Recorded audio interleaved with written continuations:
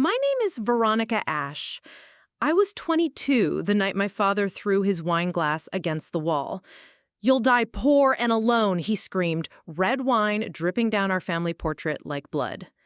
I had just told them I was quitting my investment banking job at Goldman Sachs to become a freelance graphic designer. No corner office, no six-figure salary, just me, my laptop, and what they called delusions of artistic grandeur. He stood up from our mahogany dinner table, pointed toward the foyer of our Westchester estate. "Then pack your bags and figure it out yourself." My mother sat frozen, her Botox preventing any real expression of emotion. My younger sister Natalie smirked behind her champagne flute. "Good luck finding a husband when you're broke, Ronnie. Men don't marry starving artists." That night, I drove away from the only life I'd ever known, with 2 suitcases and $3,847 in my checking account. No trust fund, no family connections, nothing. You think that broke me? No, it forged me. Because 4 years later, when they opened their front door to find me standing there with a 4.2-carat diamond on my finger and my fiancé's Tesla Model S Plaid in their circular driveway, I wasn't asking for their approval anymore. I was introducing them to the love of my life. Jasper Blackstone, founder and CEO of Quantum Dynamics, worth $2.3 billion. If your family ever told you that following your dreams would leave you alone and unsuccessful, drop a comment and hit subscribe, because this isn't about proving them wrong. It's about discovering that sometimes the life you're meant to live is nothing like the one they planned for you. But let me take you back to where it all started. Not that dinner from hell, but 3 months earlier when the cracks in my perfect life first began to show. I was sitting in my sterile corner office on the 47th floor of 200 West Street in Manhattan, staring at spreadsheets that felt like prison bars. Around me, my colleagues celebrated another successful quarter, while I felt like I was suffocating in my Armani blazer. The Ash family had mapped out my entire existence. Princeton for undergrad, Wharton for my MBA, Goldman Sachs for my career, marriage to someone from our social circle by 25, kids by 28, and a life of charity galas and country club memberships until I died. Safe, predictable, soul-crushing. That's when I started sketching during lunch breaks. Nothing revolutionary, just doodles on napkins, designs on sticky notes, logos for imaginary companies. But for the first time in years, hours felt like minutes instead of decades. My assistant, Carmen, noticed first. "You know, you're really talented at this," she said, watching me design a mock brand identity for a local coffee shop. "Have you ever thought about doing this professionally?" The question hit me like lightning. Had I ever thought about it? Every single day. But thinking and doing are 2 different universes, especially when you're the eldest daughter of Richard Ash, managing partner at Ash & Associates Wealth Management, a man who measured success exclusively in net worth and social status. I started small. Freelance projects on weekends, designing logos for small businesses in Brooklyn and Queens. A bakery here, a yoga studio there. The work didn't pay much, but something magical happened every time I saw my designs come to life. A sense of purpose I'd never felt in any boardroom. The breaking point came during a family dinner at Le Bernardin, celebrating my promotion to senior vice president. My parents beamed as they introduced me to their friends as our successful daughter, the one climbing the corporate ladder. But all I could think about was the logo I'd designed that afternoon for a nonprofit helping homeless veterans. That design meant more to me than every bonus I'd ever received. "Dad," I said, interrupting his story about closing another multi-million-dollar deal, "what if I told you I wanted to do something different with my life?" The restaurant seemed to go quiet. My father set down his fork with the precision of a surgeon. Different how? Creative, meaningful, something that actually matters. My mother's laugh was sharp enough to cut glass. Veronica, darling, you're 22 years old with a bright future ahead of you. This artistic phase will pass. It's not a phase, Mom. It's who I am. My sister rolled her eyes. God, Ronnie, you sound like those wannabe influencers on Instagram. Next, you'll be selling crystals and claiming you're an entrepreneur. But my father's reaction was the one that changed everything. His face darkened like a storm cloud. You have responsibilities, Veronica, to this family, to the reputation we've built, to the sacrifices we've made for your education. You don't get to throw that away for some childhood fantasy. It's not a fantasy, Dad. I'm good at this. Really good. Good at what? Drawing pictures? Playing with colors? That's not a career. That's a hobby for rich housewives with too much time on their hands. The words stung, but something deeper stirred inside me. A defiance I didn't know existed. What if I could make it work? What if I could build something real? That's when he leaned back in his chair, studying me like I was a stranger. Veronica, let me explain something about the real world. 95% of creative professionals fail. They end up bitter, broke, and alone. Men don't marry women who can't contribute financially to a household. You'll chase this dream, waste your youth, and wake up at 35 with nothing to show for it except a portfolio of pretty pictures and an empty apartment. That's not true. Mark my words, he said, his voice cold and certain. If you walk away from everything we've built for you, you'll die poor and alone. And when that happens, don't come crying to us.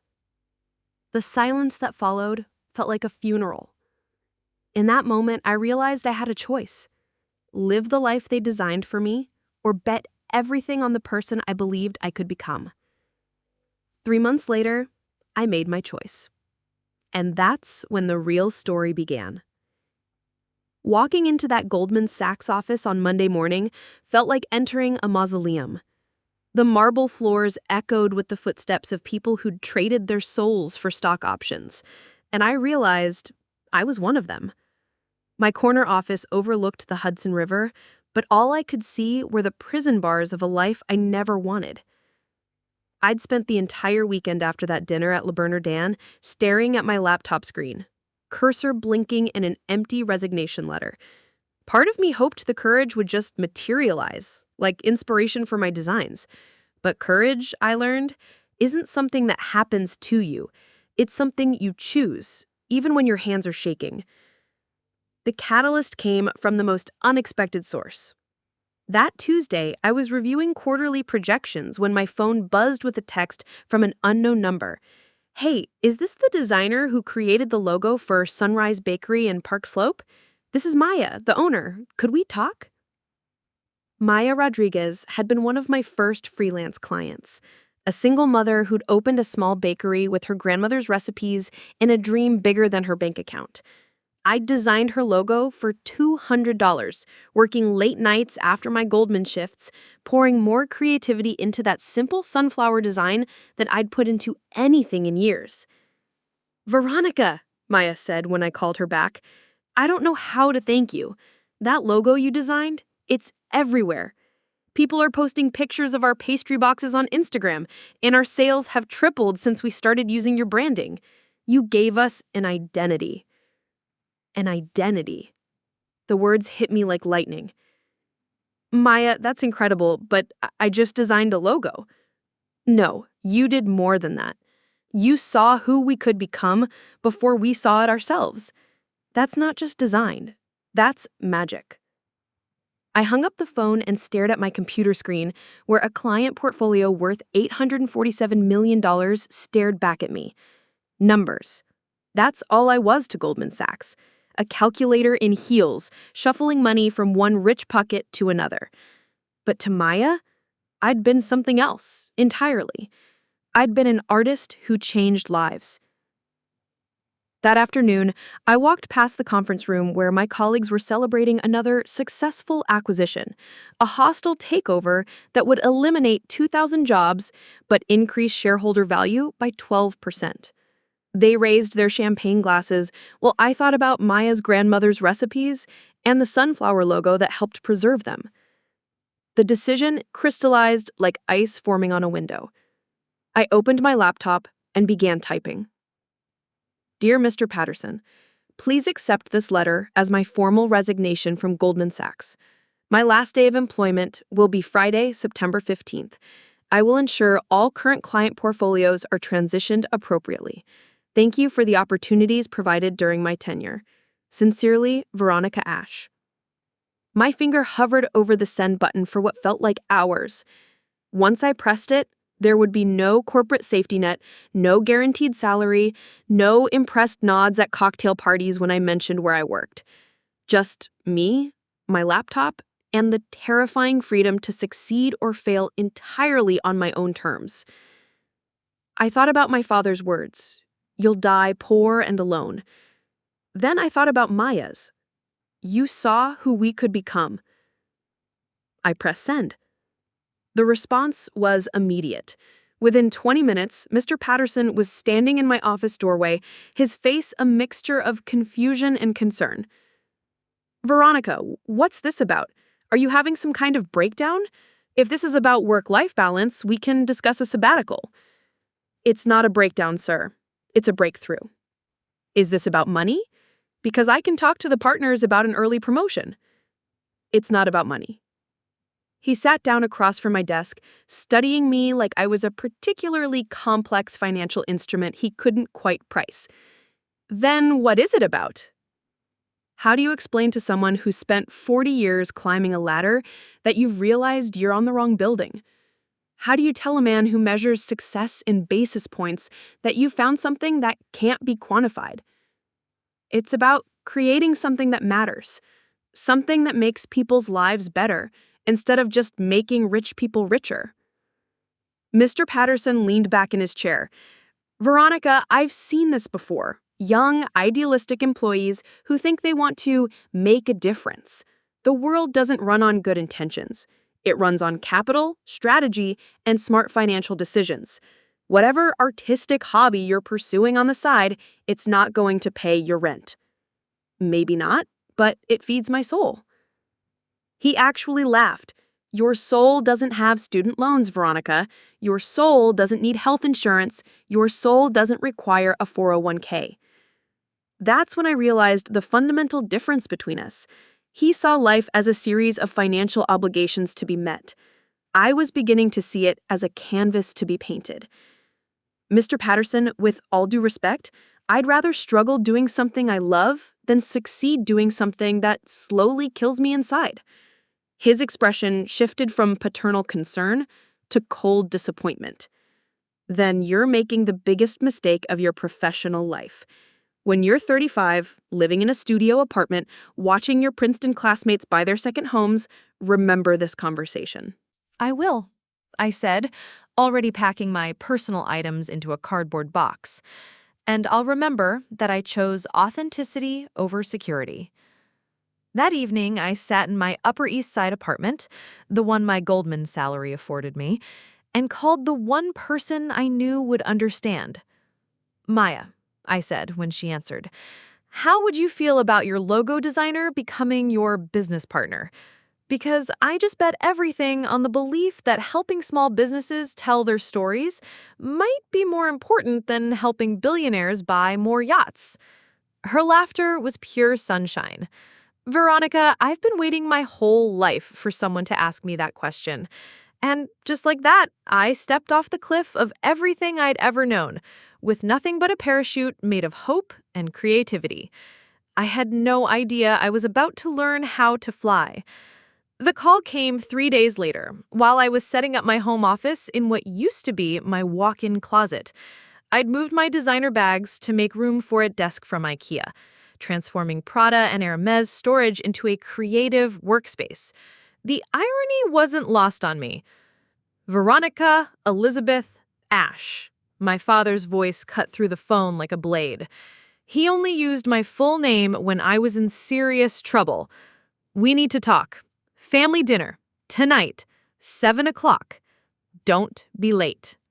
The line went dead before I could respond.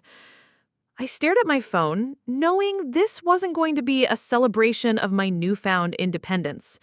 Word traveled fast in our social circle, especially when Richard Ashe's daughter made what everyone would consider a catastrophic career move. By now, half of Westchester County probably knew that the golden child had fallen from grace. I spent the afternoon working on a new project, a brand identity for a nonprofit that helped inner-city kids learn coding. The work energized me in ways Goldman never had. But as 6 o'clock approached, dread settled in my stomach like lead. The Ashe family estate looked exactly the same as always. Imposing iron gates, manicured lawns that belonged in a magazine, and a Georgian colonial house that screamed old money and older expectations. But walking up those stone steps felt different now. I wasn't coming home. I was walking into enemy territory. My mother answered the door wearing her default expression, pleasant disapproval masked by perfect makeup. "Veronica, darling, you look different." I was wearing jeans and a vintage band t-shirt, my new uniform for creative work. 3 days ago, I wouldn't have been caught dead in anything less than business attire. "Hi, Mom." "Well, come in. Your father's waiting in the study." The study. Not the dining room where we had family conversations, not the living room where we discussed pleasant topics. The study was where Dad conducted business, delivered verdicts, and apparently held tribunals for wayward daughters. My father stood behind his mahogany desk like a judge preparing to deliver a sentence. My mother took her position in the wingback chair, close enough to show support, far enough to maintain plausible deniability. Natalie lounged on the leather sofa, phone in hand, ready to live tweet the drama. "Sit down, Veronica." My father's voice was colder than a January morning in Westchester. I remained standing. "I'd rather not." "This is not a request. And this isn't a courtroom. What did you want to discuss?" My father's jaw tightened. "I'll tell you what we're going to discuss. I spent the last 3 days fielding phone calls from partners, clients, and friends, all asking me why my daughter lost her mind and threw away a 6-figure career to play artist. I didn't lose my mind. I found my purpose." "Your purpose?" Natalie laughed without looking up from her phone. "Your purpose is to embarrass this family? My purpose is to create something meaningful instead of shuffling rich people's money around like a glorified accountant." The room went nuclear. My father's face turned a shade of red I'd never seen before. "Glorified accountant? That glorified accountant put you through Princeton. It paid for your MBA. It gave you opportunities that 99% of people would kill for. Opportunities I never wanted." "What you want is irrelevant," his voice echoed off the oak-paneled walls. "You have responsibilities. To this family, to the Ashe name, to the reputation we've spent generations building." My mother finally spoke, her voice trembling with what I initially mistook for emotion, but quickly recognized as rage. "Veronica, do you have any idea what people are saying? Margaret Wellington asked me at the country club if you were having some sort of mental health crisis. The Hartfords want to know if we're cutting ties with Goldman Sachs because our own daughter couldn't handle the pressure. Maybe you should tell them the truth, that I chose a different path." The truth. My father stepped around his desk, moving closer like a predator approaching prey. "The truth is that you've thrown away everything we've worked for to chase some ridiculous fantasy. The truth is that you've proven you're exactly as irresponsible and ungrateful as I was afraid you'd become. I'm irresponsible for following my passion? I'm ungrateful for wanting to use my talents to help people instead of exploit them? You don't have talents, Veronica. You have hobbies. There's a difference." His voice dropped to a whisper, which somehow made it more terrifying. "Let me explain something about the real world, since you clearly don't understand it. 95% of people who quit stable careers to follow their dreams end up broke, bitter, and alone. They waste their youth chasing fairy tales and wake up at 35 with nothing to show for it except a portfolio of pretty pictures and a mountain of debt. That won't happen to me. It happens to everyone who thinks they're special. You know what won't happen to you? You won't find a husband. No successful man wants to marry a woman who makes bad decisions and can't contribute financially to a household. You'll spend your 20s and 30s chasing this artistic delusion while your friends get married, buy houses, and build real lives. Natalie looked up from her phone, sensing the perfect moment to twist the knife. Remember Sarah Chen from Princeton? She just got engaged to that hedge fund guy. Ring was featured in the Times wedding section. But I'm sure your, what do you call them? Logos? I'm sure they'll keep you warm at night. My mother nodded sagely. Your sister makes a valid point, Veronica. While you're playing with colors and fonts, your peers are building futures. Real futures with real security. I felt something crack inside my chest. Not break, crack, like the first fissure in ice before it shatters completely. You're all wrong, I said, my voice stronger than I felt. What I'm doing matters. The work I create helps businesses grow, helps people tell their stories, helps communities thrive. That's worth more than any stock portfolio. My father's laugh was bitter and sharp. Worth more, Veronica. Worth is measured in dollars, not feelings. And at the rate you're going, you'll die poor and alone, wondering why you threw away every advantage we gave you for the delusion that artistic passion pays the bills. The silence that followed felt like death. Here's what's going to happen, my father continued, his voice taking on the tone he used with hostile witnesses. You're going to stop this nonsense. Tomorrow, you're going to call Mr. Patterson and apologize. You're going to ask for your job back, and I'll make some calls to smooth things over. We'll tell everyone this was a temporary lapse in judgment brought on by work stress. And if I refuse, then you'll prove that everything I just said about you is true. You'll prove that you're willing to destroy your life and embarrass your family for a hobby that will leave you with nothing. I looked around the room, at the three people who were supposed to love me unconditionally. My father, red-faced with righteous anger. My mother, cold with social embarrassment. My sister, smirking at my downfall. I won't go back to Goldman Sachs, I said quietly. The crack in my chest widened. Then get out. My father's words were ice. Get out of this house, and don't come back until you're ready to rejoin reality. I walked toward the door, each step feeling like I was walking away from everything I'd ever known. Veronica, my mother's voice stopped me at the threshold. For a moment, I thought she might offer support, understanding, maybe even love.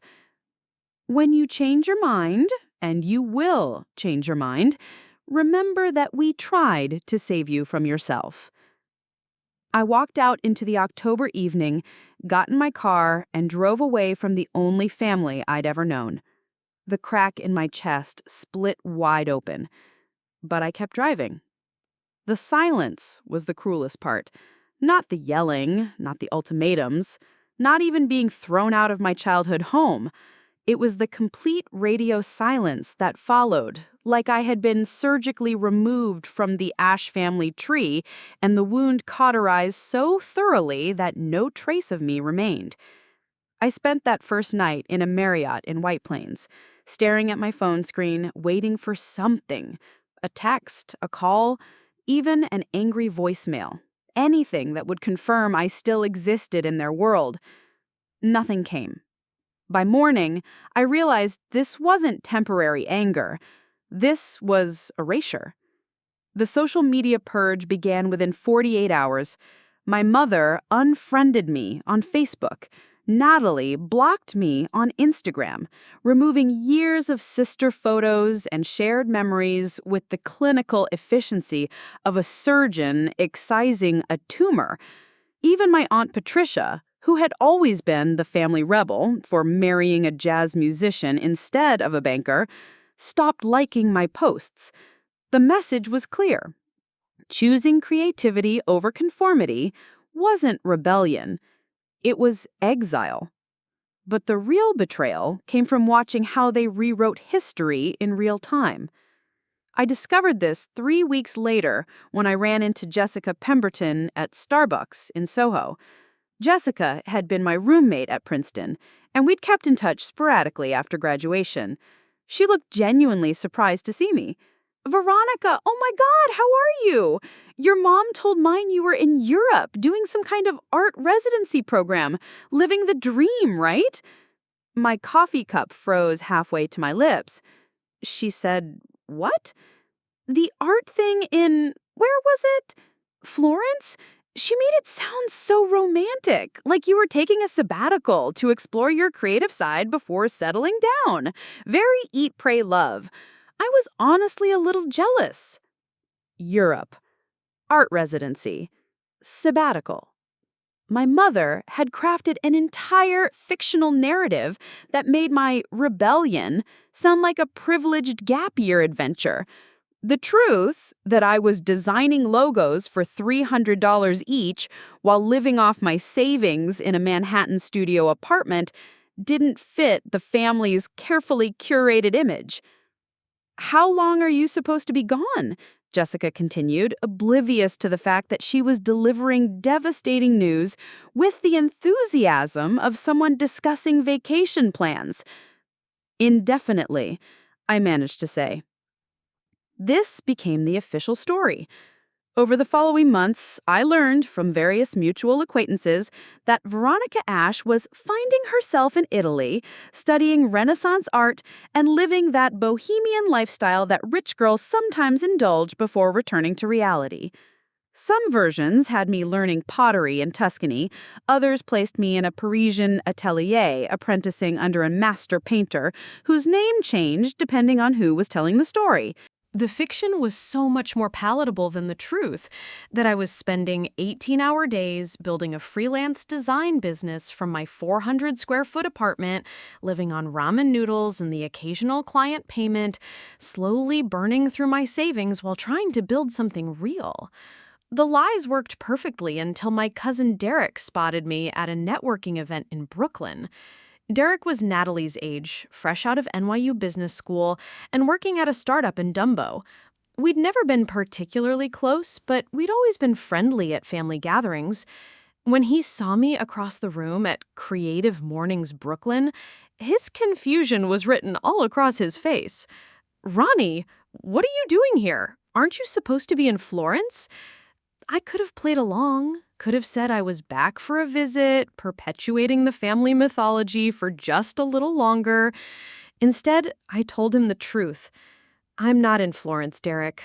I'm in Brooklyn. I've been in Brooklyn for 4 months, building a design business and trying to make ends meet." His expression shifted from confusion to something that looked almost like pity. But Aunt Eleanor said what she needed to say to avoid explaining why her daughter chose passion over prestige.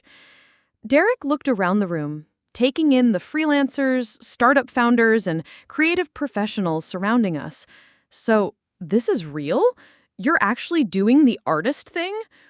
"I'm actually doing the entrepreneur thing. There's a difference." He pulled out his phone, and I watched him scroll through what I assumed was the family group chat that I was no longer part of. "Ronnie, they have no idea where you actually are. Mom asks Natalie about your art studies every Sunday dinner. They think you're living this romantic European dream." "What did you think I was doing?" "Honestly, I thought you were having some kind of breakdown and the family was covering for you until you got better and came home." The word home hit differently now. Home wasn't the Westchester estate anymore.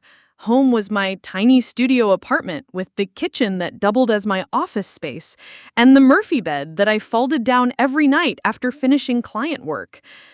Derek, I said carefully, what would happen if you told them the truth? That I'm here, working, trying to build something real? He was quiet for a long moment, and I could see the calculation happening behind his eyes. The risk assessment of getting involved in family drama, the potential consequences of disturbing the carefully constructed narrative. Honestly, he said finally, I think it would make everything worse. They've invested so much in the story that you're just going through a phase that admitting you're serious about this would mean admitting they were wrong to cut you off. That night, I sat in my apartment, looking out at the lights of Manhattan, and realized something profound. My family hadn't just erased me from their lives, they had erased the real me from their minds, replacing her with a fictional character who fit better into their worldview. Veronica, the trust fund bohemian, was acceptable. Veronica, the struggling entrepreneur, was not. The phone calls I'd been hoping for never came, because the person they were grieving, the obedient daughter who would eventually return to Goldman Sachs, never existed. The person I actually was, the one sitting in that apartment, designing logos and building client relationships, and slowly creating something meaningful, she was inconvenient to their narrative. So they simply pretended she didn't exist. The silence wasn't just punishment, it was protection. Their protection from having to confront the possibility that their daughter might actually succeed on her own terms. As long as I remained a fictional character living a temporary fantasy in Europe, they could maintain their belief that I would eventually come to my senses. The cruelest part wasn't being cut off from family dinners or holiday celebrations. It was realizing that they'd rather love a lie about me than know the truth about who I was becoming. But here's what they didn't understand. You can't erase someone who's learning to define herself. You can only motivate her to prove that she was real all along. And I was becoming more real every single day. 6 months after walking out of my family's house, I was sitting on my Murphy bed at 2 a.m., calculator in one hand, final notice from Con Edison in the other, doing math that refused to work in my favor. My bank account showed $247.83. My rent was $2,800, due in 4 days. My electricity would be shut off in 72 days unless I paid $340. And my MacBook Pro, the lifeline of my entire business, was making a grinding noise that sounded expensive. The freelance design work that had felt so promising in the beginning was proving to be feast or famine, and I was deep in the famine season. November in New York City is brutal under the best circumstances. When you're choosing between heat and groceries, it becomes something closer to survival training. I'd learned to shower at the gym to save on hot water. I'd discovered that the Starbucks on Bleecker Street didn't kick you out if you nursed a single coffee for 6 hours while working on client projects. I'd mastered the art of making a bag of rice last for 2 weeks and convinced myself that ramen noodles were basically a complete protein if you added an egg. But the real education was in humility. 3 months earlier, I would have called my parents without hesitation. Not for forgiveness, for a loan, a temporary bridge to get through the rough patch. The old Veronica, the one who'd grown up in Westchester with a trust fund and a safety net, couldn't have imagined living like this. The new Veronica was learning that pride is a luxury you can't afford when your phone is about to be disconnected. I'd stared at my father's contact information for 3 hours the night before, thumb hovering over the call button. I even started dialing twice, hanging up before the first ring, because I knew exactly how that conversation would go. Ready to come home yet, Veronica? Having second thoughts about your little artistic adventure? I told you this would happen. The thought of those words made me feel nauseous, but not as nauseous as the thought of losing the tiny studio apartment that had become my world. This wasn't just where I lived anymore.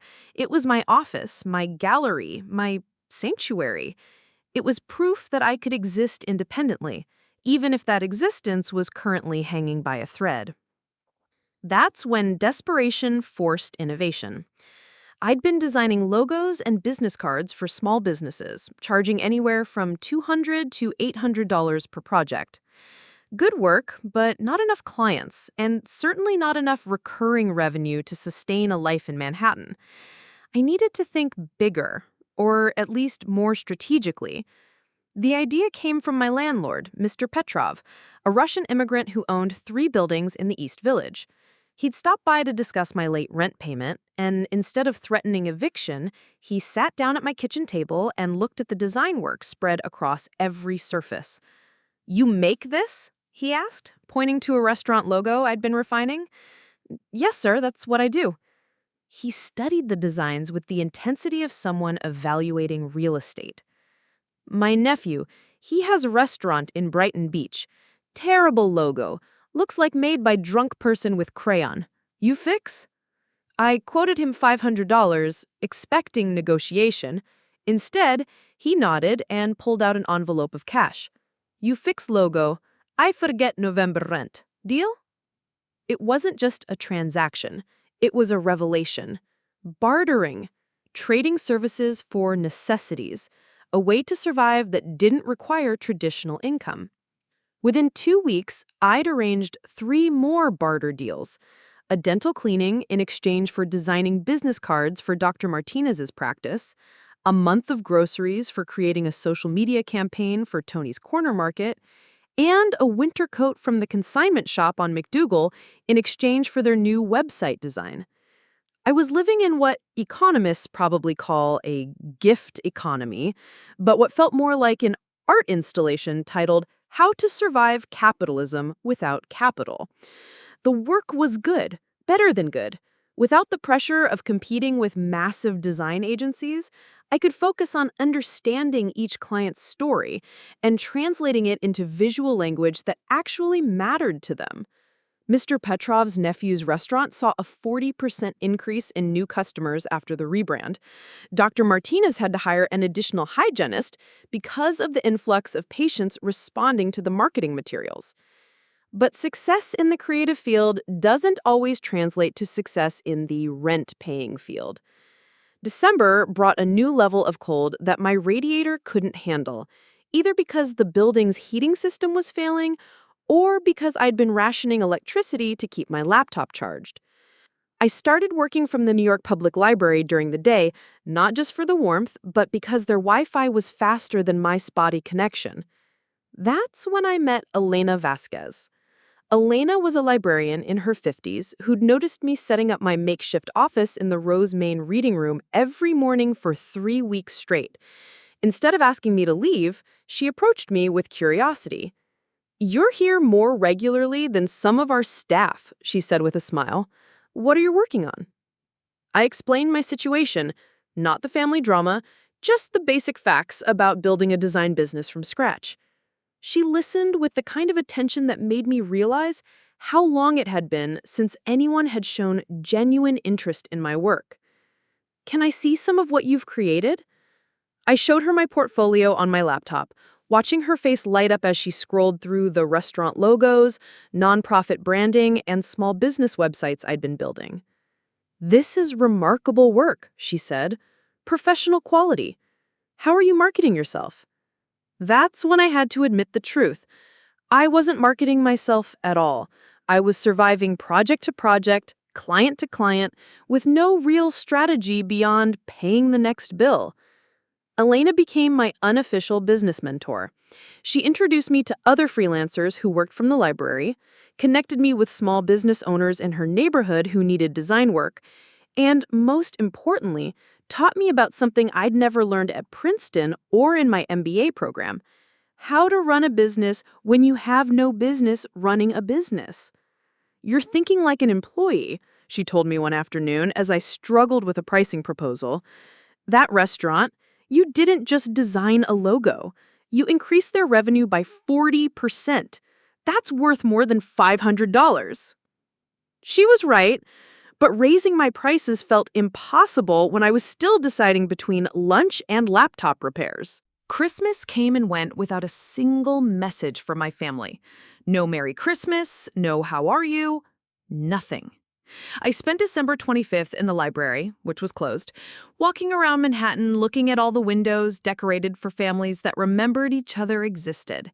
But something strange happened that day. Instead of feeling sorry for myself, I felt grateful. Not for the isolation or the financial stress, but for the clarity. Every decision I made now was mine. Every success belonged to me. Every failure was mine to learn from. I was 23 years old, broke, and completely on my own for the first time in my life. And I was starting to realize that might be the best thing that had ever happened to me. By February, I had developed what Elena called entrepreneurial insomnia, that state where your brain won't shut off because every moment asleep is a moment not building something. I was averaging 4 hours of sleep per night, not because I had to, but because I wanted to. There's a difference between grinding out of desperation and grinding out of passion, and I had crossed that invisible line somewhere between learning to price my worth and realizing I was actually good at this. My daily routine had evolved into something that would have horrified my former Goldman Sachs colleagues. I woke up at 5:30 a.m., not to catch the train to Manhattan, but to check emails from clients on the West Coast who were just wrapping up their workdays. Coffee from the bodega downstairs, $1.50 instead of the $6 lattes I used to buy without thinking.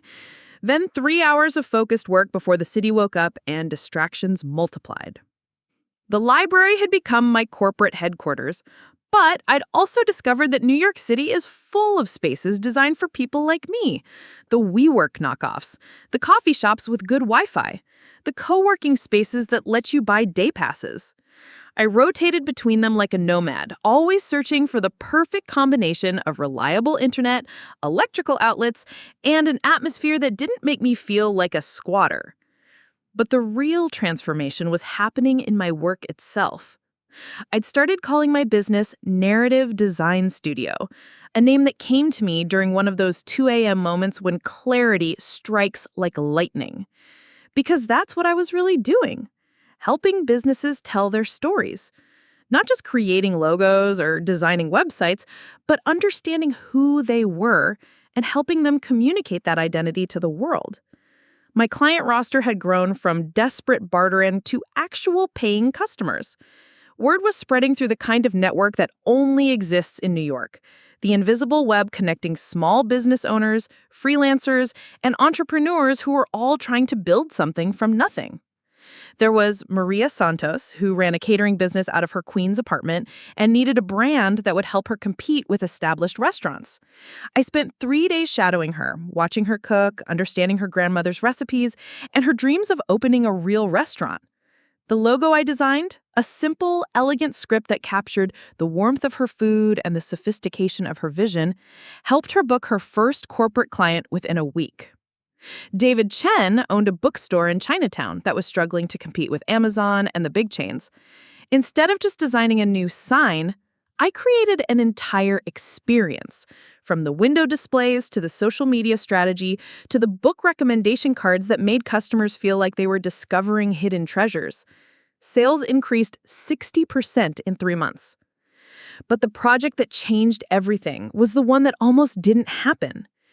I was working at a coffee shop in Tribeca when I overheard a conversation at the next table. 2 women, obviously stressed, discussing a crisis with their nonprofit's website. Their developer had disappeared with half their money, their fundraising gala was in 6 weeks, and their current website looked like it had been designed in 1999. I did something the old Veronica never would have done. I interrupted strangers. "Excuse me," I said, turning around in my chair. "I couldn't help overhearing. I'm a designer and I specialize in nonprofit branding. Would you be interested in talking?" They looked at me like I was either a guardian angel or a very polite scam artist.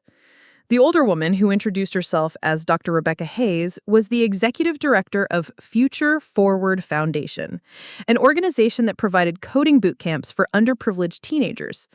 The younger woman, Sarah Kim, was their development coordinator and apparently the closest thing they had to tech support. "How quickly could you work?" Dr. Hayes asked.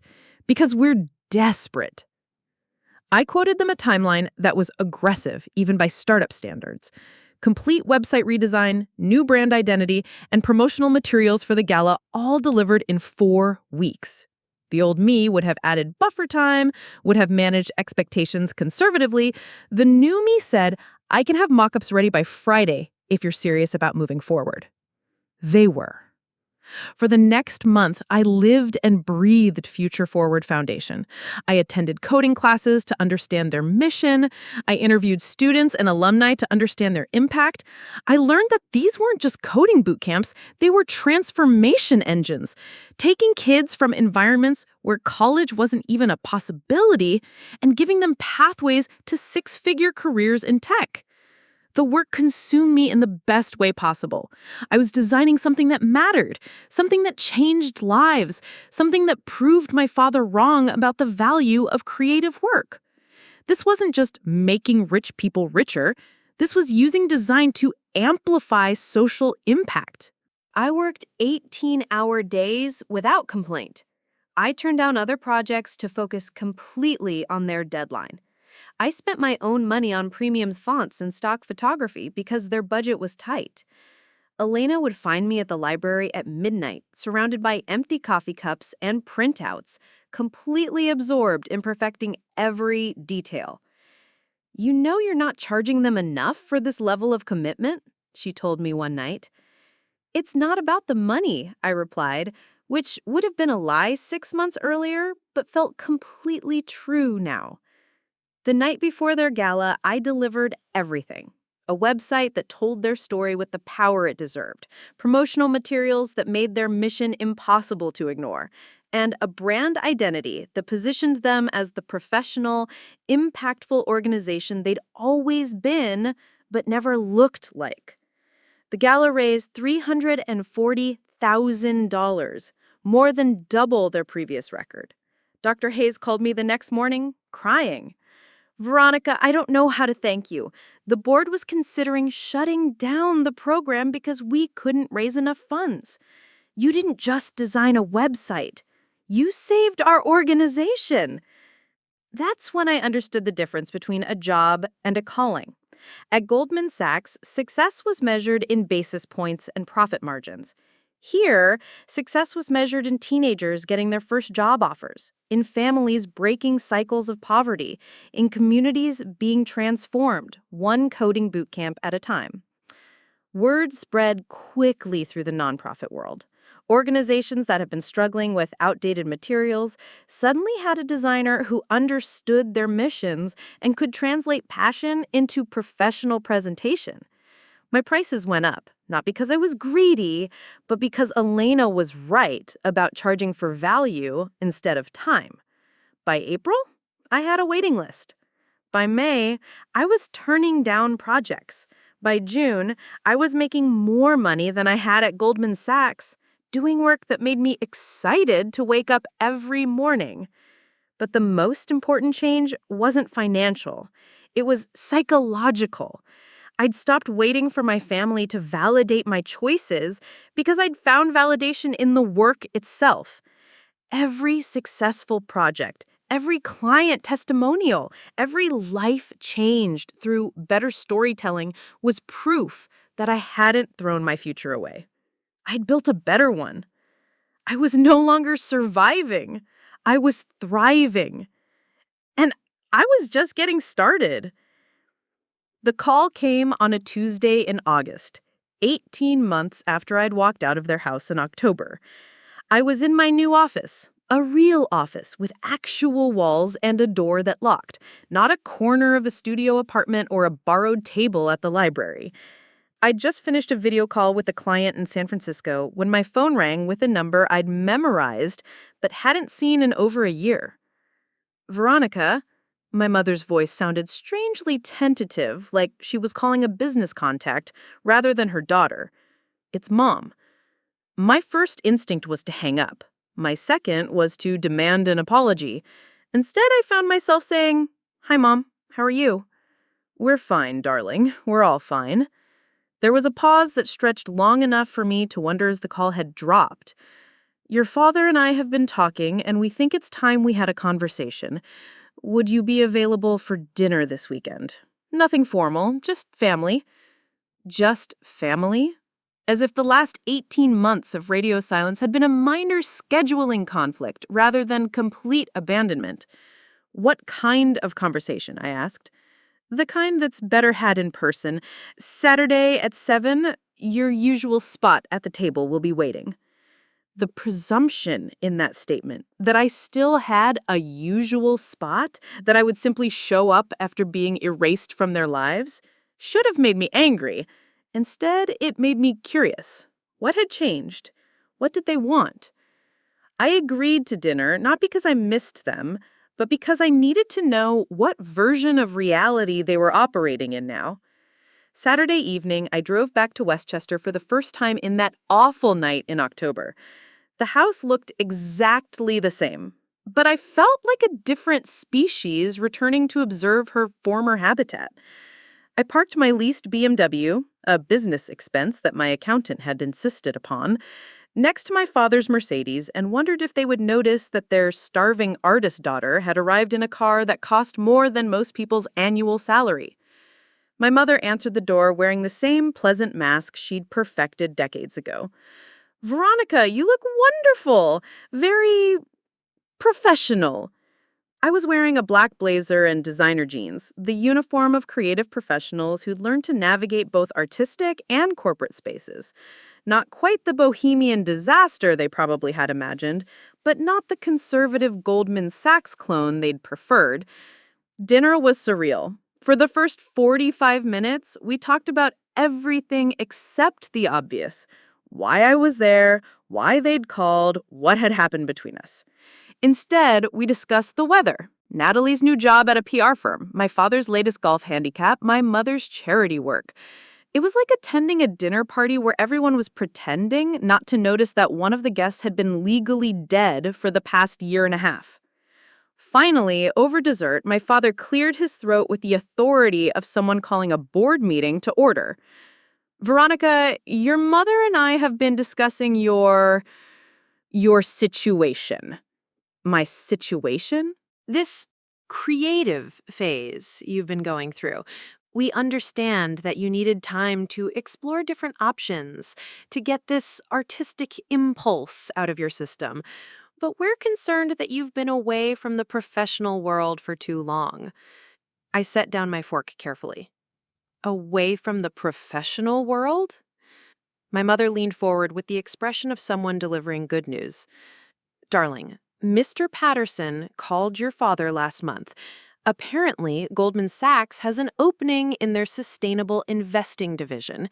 It's a new department, more aligned with your values. They're willing to consider you for a senior position, despite the gap in your resume." "Gap in my resume?" "Well, yes," my father continued. "This freelance hobby has been a nice break, but it's not exactly building career capital. The sustainable investing role would let you feel like you're making a difference while still building a real future." I stared at them, trying to process what I was hearing. In their minds, the last 18 months, the business I'd built, the clients I'd served, the success I'd achieved, registered as nothing more than a creative hobby and a resume gap. "You think I've been on vacation?" I asked. "Not vacation," my mother said quickly. "We know you've been working on projects. Your cousin Derek mentioned seeing some of your designs. They're very pretty." Pretty? 18 months of 12-hour days, of building a business from nothing, of helping organizations raise hundreds of thousands of dollars, of creating brands that transformed struggling businesses into thriving enterprises, and it was pretty? But pretty pictures don't build retirement funds, my father added. They don't pay for health insurance or mortgages. You're 24 years old, Veronica. It's time to start thinking seriously about your future. I am thinking about my future. I'm living my future. Natalie, who had been silent through most of dinner, finally spoke up. Ronnie, be honest with yourself. How much money are you actually making from this design thing? Because Derek said you were working out of coffee shops and libraries. That doesn't exactly sound like a thriving business. I could have told them about my gross revenue for the year, more than my Goldman Sachs salary. I could have mentioned the office lease I'd just signed, the 3-month waiting list for new clients, the speaking engagement requests I was receiving from design conferences. Instead, I found myself curious about how deep their delusion went. What would you consider a thriving business? I asked. Something sustainable, my father said. Something with benefits, with security, with a clear path for advancement. Something that respected colleagues would take seriously. Like Goldman Sachs? Exactly like Goldman Sachs. Mr. Patterson specifically mentioned that they'd be willing to fast-track you for partnership consideration if you returned within the next 6 months. Apparently, your departure made quite an impression. They called it principled and think it shows character. The irony was stunning. The same people who had labeled my career change as selfish rebellion were now repackaging it as evidence of principled character that made me more valuable to Goldman Sachs. And if I'm not interested in returning to Goldman Sachs? The temperature in the room seemed to drop 10 degrees. Then we're worried about you, my mother said softly. We're worried that you're going to wake up at 35, still playing with graphics and colors, watching your Princeton classmates buy their second homes while you're still renting studio apartments. We're offering you a way back, a way to rejoin the real world before it's too late. But this offer won't stay open forever. At some point, Mr. Patterson will stop taking my calls, and opportunities like this don't come around twice. I looked around the dining room, where I'd eaten thousands of meals, where my father had lectured me about homework and boyfriends and college applications and career choices. The room where my father had told me I'd die poor and alone if I chose creativity over conformity. I need to think about it, I said, which was a lie. I'd already made my decision the moment they called this a creative phase. Of course, my mother said, reaching across the table to squeeze my hand. Take your time, but not too much time. We just want what's best for you, darlin'. I drove home that night understanding something I'd never fully grasped before. They genuinely believed they were rescuing me.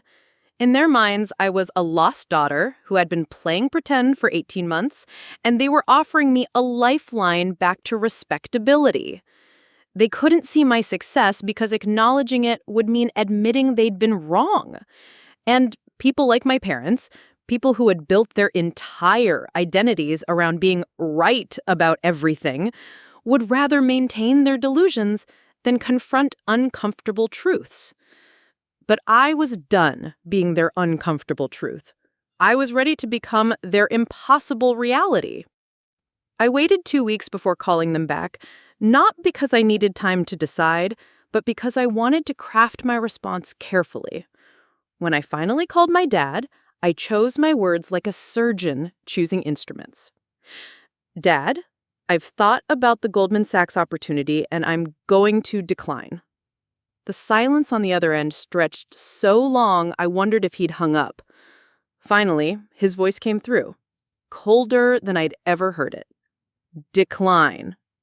Yes, I'm grateful for Mr. Patterson's consideration, but I'm not interested in returning to investment banking.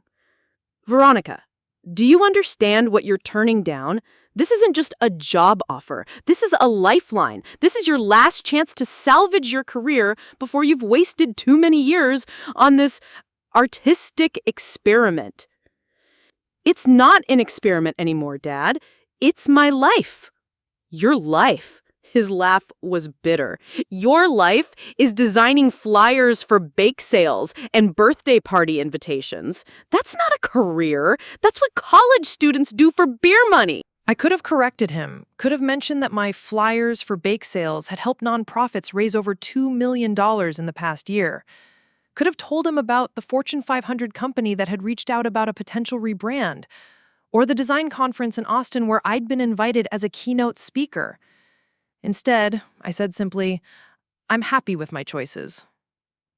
Happy? He said the word like it tasted bad. Happiness doesn't pay for retirement, Veronica. Happiness doesn't provide health insurance. Happiness doesn't attract the kind of husband who can give you a stable future. There it was, the real concern beneath all the career advice. Not my financial security, but my marriageability. In my father's world, a woman's success was always measured by her ability to attract and keep a successful man. I'm not looking for a husband to provide my stability, Dad. I'm providing my own. With what? Logo designs? Veronica, be realistic. You're 24 years old. Your college friends are getting engaged, buying houses, building real lives. What are you building? A portfolio of pictures? The dismissiveness in his voice triggered something I'd been suppressing for 2 years. You know what, Dad? You're right. I am building something different from my college friends. I'm building something that matters. Nothing you're doing matters if it can't sustain you long term. Can't sustain me? Dad, I made more money last year than I ever made at Goldman Sachs. I have clients across 3 time zones. I have a waiting list. You have delusions, he cut me off. You have a fantasy that you're running some kind of business empire when you're actually just a freelancer with a laptop and an attitude problem. The words hit like a slap. After everything I'd built, everything I'd achieved, everything I'd overcome, he still saw me as a child playing dress-up in the adult world. If that's what you think, then we have nothing more to discuss. Veronica, don't you dare hang up on me. Don't you dare walk away from this family again because we're trying to help you face reality. Your reality, Dad, not mine. There's only one reality, and in that reality, you're going to wake up at 35, alone and broke, wondering why you threw away every advantage we gave you for some ridiculous dream about being an artist. And what if I don't? What if I wake up at 35 successful and happy and surrounded by people who actually respect what I do? Then I'll eat my words, but that's not going to happen because the world doesn't work that way for people who make impractical choices. We'll see. I hung up before he could respond. The fallout was swift and comprehensive. Within 48 hours, I received a certified letter from the family's attorney informing me that I was being removed from all financial accounts, including the health insurance policy I hadn't even realized I was still covered under. My emergency credit card, the one I'd never used but kept for absolute disasters, was canceled. The family cell phone plan that had covered my number since college was terminated. But the cruelest cuts came through social media and mutual connections. My mother changed her Facebook profile picture to a photo of just her, my father, and Natalie at some charity event, removing all traces of having 3 family members instead of 2. Natalie posted an Instagram story about learning to appreciate the family members who actually show up, with a photo of her and my parents at Sunday brunch, the same Sunday brunch tradition I'd participated in for 22 years. The message was clear. If I wouldn't play by their rules, I wouldn't get to play at all. But the most devastating discovery came through my cousin Derek, who called me 3 days after my conversation with my father. Ronnie, I need to tell you something and you're not going to like it. What's wrong? It's about what Uncle Richard has been telling people about you. About why you really left Goldman Sachs. My stomach dropped. What is he saying? He's telling people you had a breakdown, that the pressure of the job caused some kind of mental health crisis, and that's why you quit. He's saying the design thing is part of your recovery process, like art therapy. Art therapy? Recovery process? Psychological issues? My father had found a way to explain my success that didn't require him to admit he'd been wrong. Instead of acknowledging that I'd built a thriving business, he'd created a narrative where my achievements were symptoms of instability. Every client, every project, every dollar earned was reframed as evidence of my need for professional intervention. Derek, are people believing this? Some are, especially the people who already thought you were crazy for leaving Goldman Sachs. It fits their worldview, you know? Successful people don't just walk away from six-figure careers unless something's wrong with them. That night, I sat in my office, my real office, with my name on the door and my clients' thank you notes framed on the walls, and realized that my family hadn't just cut me off financially and socially. They'd launched a psychological warfare campaign designed to discredit everything I'd built.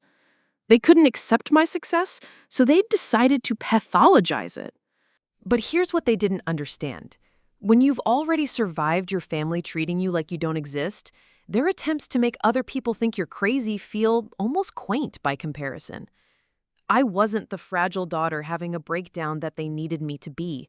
I was the strong woman they'd accidentally created by forcing me to build a life without them. And I was about to prove just how strong I'd become. 3 months after my family's final severance, I was sitting in a conference room on the 34th floor of a Manhattan high-rise, trying not to let my imposter syndrome show. Across from me sat the board of directors from Meridian Health Systems, a healthcare nonprofit that managed clinics across 5 states. They'd contacted me after seeing my work with Future Forward Foundation, and now they wanted to discuss a complete organizational rebrand. This wasn't just another client meeting.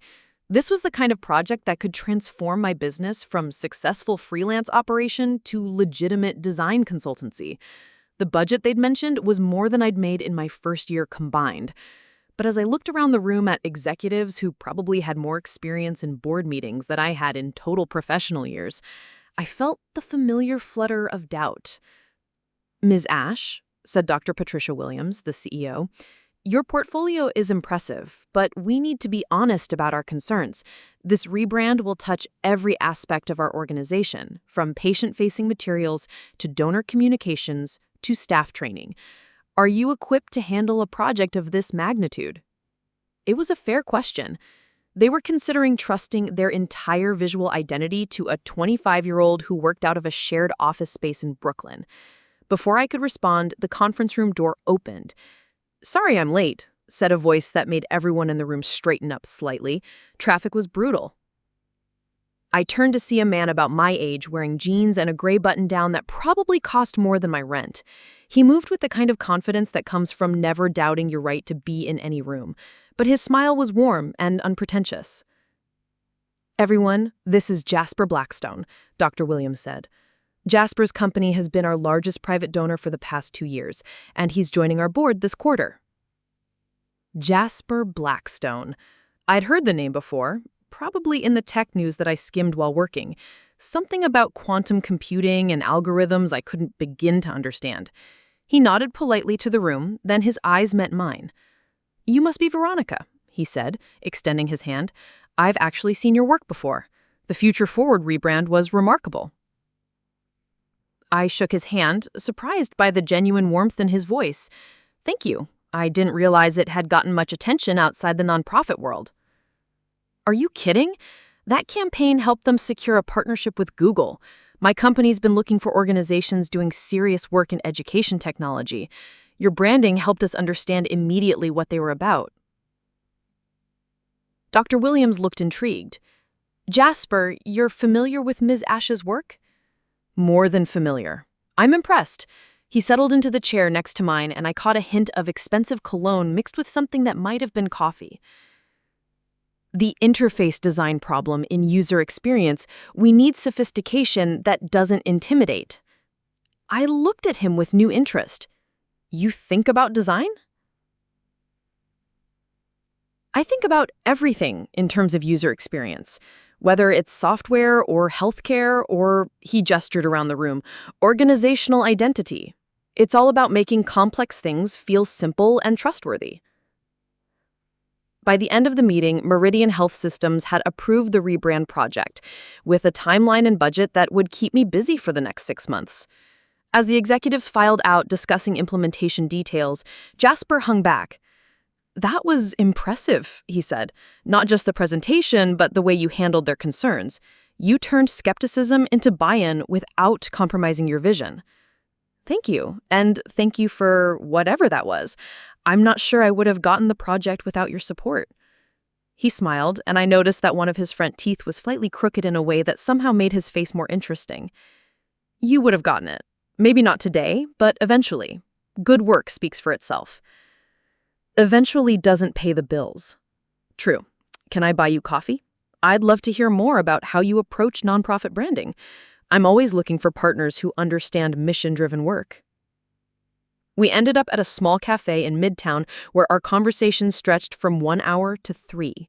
Jasper, I learned, had founded Quantum Dynamics at 22 after dropping out of MIT to pursue an algorithm he'd developed for optimizing data processing speeds.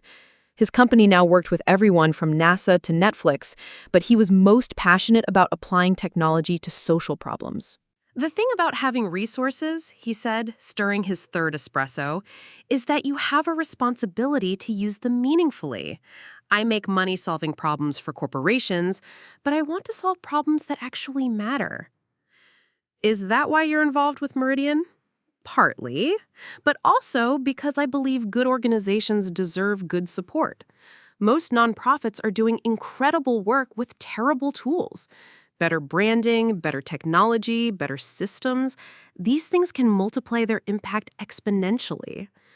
I found myself studying his face as he talked, struck by how seriously he took the responsibility of his success. This wasn't someone trying to impress me with his wealth or achievements. This was someone genuinely grappling with how to use privilege purposefully. "What about you?" he asked. "What made you choose nonprofits? It's not exactly the most lucrative corner of the design world." I told him about my journey from Goldman Sachs, though I left out the family drama. I talked about discovering that creative work could drive social impact, about learning that profit and purpose didn't have to be mutually exclusive, about building something that mattered more than just generating wealth. "That's brave," he said when I finished. "Walking away from financial security to bet on yourself? Most people never take that risk." "Most people have safety nets I don't have," I said without thinking. "What do you mean?" I almost deflected, but something about his genuine curiosity made me honest. My family didn't exactly support my career change. I've been building this without any backup plan. That makes it even more impressive. His expression grew serious. "I had a trust fund when I started my company. If Quantum Dynamics had failed, I would have been fine. You risked everything. That takes a different kind of courage." As we walked out of the cafe, Jasper pulled out his phone. "This might be presumptuous, but would you like to have dinner sometime? Not business, just I'd like to continue this conversation." I looked at him, really looked at him. The expensive but understated clothes, the confidence that came from never doubting his place in the world, and the genuine interest in my work and my story. 6 months ago, I would have assumed someone like him was slumming it with the struggling freelancer. But something in his eyes told me this wasn't charity or curiosity about how the other half lived. "I'd like that," I said. He smiled that slightly crooked smile. "Friday?" "Friday works." As I walked back to my office, I realized something had shifted. Not just because I'd landed the biggest project of my career, but because I'd met someone who saw my work the way I saw it, as valuable, impactful, worth pursuing. Someone who understood that success could be measured in more than just profit margins.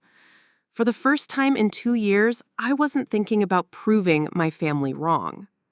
I was thinking about building something even better than they could have imagined.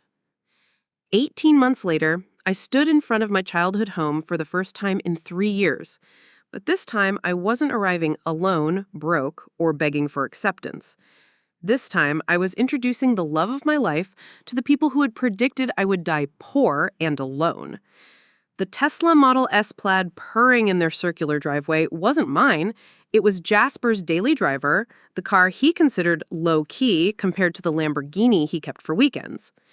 The 4.2-carat diamond on my left hand caught the afternoon sunlight, sending tiny rainbows across the front steps where I'd once sat crying after family arguments about my future. But the most significant change wasn't what I was wearing or driving, it was who I had become. "Are you ready for this?" Jasper asked, squeezing my hand as we walked up the familiar stone pathway. I've been ready for this moment for 3 years, and I realized it was true. The engagement had happened 2 months earlier, during a weekend trip to his house in the Hamptons. Not the grand public gesture that billionaires were supposed to make, but a quiet moment on the beach at sunset when he said, "I want to build a life with you. I want to wake up every day knowing that we're creating something beautiful together." The ring was stunning, but what mattered more was his understanding of who I was and what I'd overcome to get there. He proposed not despite my struggles, but because of the strength they'd revealed. My mother answered the door, and I watched her face cycle through confusion, recognition, and barely concealed shock as she took in the scene, her daughter, the one she had written off as a failed artist, standing next to a man whose net worth had been featured on the cover of Forbes. "Veronica," she said, her voice artificially bright. "What a wonderful surprise! And you must be—" "Jasper Blackstone," he said, extending his hand with the same warmth he'd shown in that first board meeting. "It's a pleasure to meet you, Mrs. Ashe. Veronica talks about her family often." A lie, but a kind one. I hadn't talked about them at all until I finally told him the whole story 3 months into our relationship, sitting in his apartment overlooking Central Park, explaining why I'd never introduced him to my parents, despite the fact that we had been inseparable since our first dinner. My father appeared in the doorway, clearly summoned by some invisible signal wives send husbands when situations require immediate damage control. He took one look at Jasper, the expensive casual clothes, the confident posture, the Tesla visible in the driveway, and I could see him calculating net worth in real time. "Mr. Ashe," Jasper said, extending his hand. "Jasper Blackstone, I've heard so much about you." Another kind lie. I'd told him about my father's predictions, about being called mentally unstable, about the systematic campaign to discredit my success. But Jasper's handshake was firm and genuine because he understood that grace was a luxury successful people could afford to give freely. "Please, come in," my father said, and I could hear the wheels turning as he tried to reconcile the narrative he'd been telling about his mentally unstable daughter with the reality of a billionaire entrepreneur choosing to marry her. We settled in the living room, where I'd been lectured about practical career choices and realistic expectations. Natalie appeared from upstairs, clearly having been briefed about the visitors. Her Instagram-ready outfit and freshly applied makeup suggested this wasn't a casual Sunday afternoon visit anymore. "So, Jasper," my father said, settling into his usual chair with the authority of someone conducting a job interview, "what kind of work are you in?" "I'm in tech, data optimization mostly. We help companies process information more efficiently." Jasper's understatement was masterful, like describing the ocean as somewhat wet. "And how did you and Veronica meet?" "Through her work, actually. She was doing a rebrand for one of the nonprofits my company supports.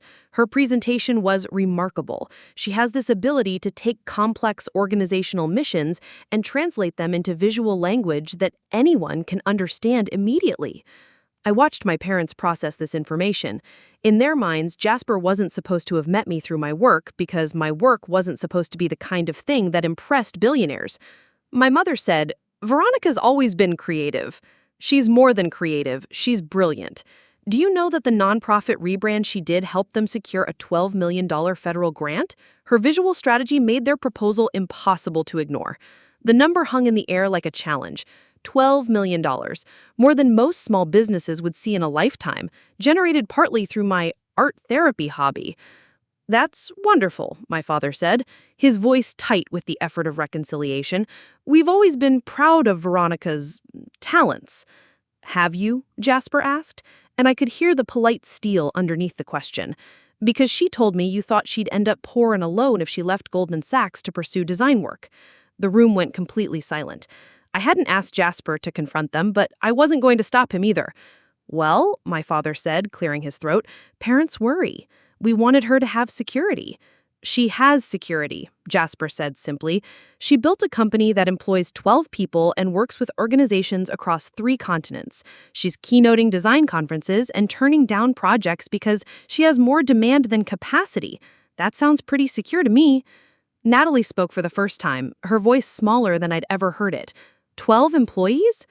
Narrative Design Studio has been growing fast. We just signed a lease on a larger office space in Soho. Jasper's been helping me think through the expansion strategy. You mean she's been helping me, Jasper corrected with a smile. I'm good with algorithms, but Veronica understands how to make technology feel human. She's consulting on our next product launch. The irony was perfect. The man they probably assumed was supporting their charity case daughter was actually learning from her expertise. We should probably talk about the wedding, I said, deciding it was time to deliver the final revelation. We're thinking next spring. Small ceremony, probably at Jasper's place in the Hamptons. Nothing too elaborate. The Hamptons house is beautiful, my mother said automatically, then caught herself. I mean, I'm sure it must be. You'll see it soon enough, Jasper said. We'd love to have the family out for a weekend once we get the details sorted. We stayed for another hour, fielding questions about our relationship, our work, our plans. My parents' transformation was fascinating to watch. The gradual shift from shock to confusion to the dawning realization that their failure daughter was about to become their most successful family member. As we prepared to leave, my father pulled me aside. Veronica, I owe you an apology, he said quietly. I was wrong about your career. I was wrong about your choices. I was wrong about you. It was the closest thing to accountability I was ever going to get from him. Thank you for saying that, but I need you to understand something. I didn't build my business to prove you wrong. I built it because it was the right path for me. And I didn't find Jasper to validate my choices. I found him because I became the kind of person worth finding. He nodded, and I could see him struggling with the concept that my success had nothing to do with his approval or disapproval. Your mother and I would like to be part of your life again, he said, if you'll let us. I looked back at Jasper, who was charming my mother with stories about his latest startup investment, and at Natalie, who was probably already planning how to mention her billionaire brother-in-law to be on social media. We can try, but it has to be real this time. No more rewriting history, no more dismissing what I do, and no more predicting that I'll fail because my path doesn't look like yours. Deal, he said, extending his hand. As we drove away from the house that had once felt like a prison, Jasper reached over and took my hand. How do you feel? He asked. Free, I said, and meant it completely. Because the truth is, validation from the people who doubted you feels good, but it's not why you do the work. You do the work because it matters, because it challenges you, because it lets you become who you're meant to be. The family who told me I'd die poor and alone were now planning to attend my wedding to a man worth $2.3 billion. But the real victory wasn't proving them wrong. The real victory was becoming someone who no longer needed them to be right. Up next, you've got 2 more standout stories right on your screen. If this one hits the mark, you won't want to pass these up. Just click and check them out. And don't forget to like, subscribe, and turn on the notification bell so you don't miss any upload from us.